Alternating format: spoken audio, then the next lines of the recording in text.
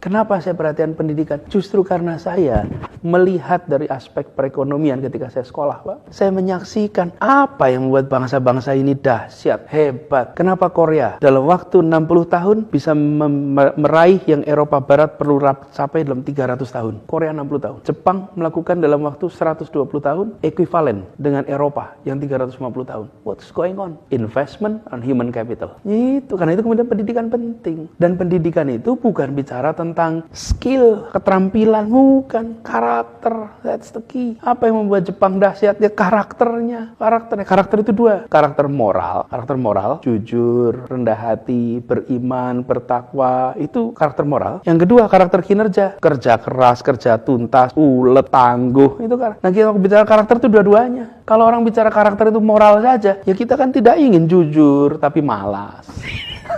Iya, tapi juga kita tidak mau pekerja keras tapi culas. Tidak, karakter itu dua itu. Dan pendidikan adalah penumbuhan potensi karakter itu. Dan bangsa-bangsa yang dahsyat ini, lihat Singapura. Lihat, bukan kekayaan uangnya, tapi kekayaan pada manusianya. Dan saya tidak ingin menggunakan istilah human resource atau human capital.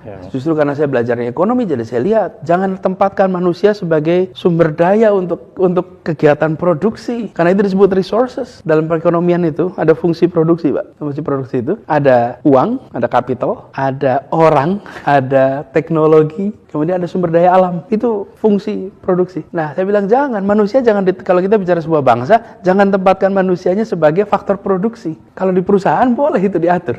Karena perusahaan kan begitu. Ada orangnya deh. Tapi kalau negara tidak boleh. Di dalam pengelolaan sumber daya manusia di perusahaan iya. Jadi Anda juga sepaham dengan pendapat bahwa mengelola negara itu beda dengan mengelola perusahaan. Tentu.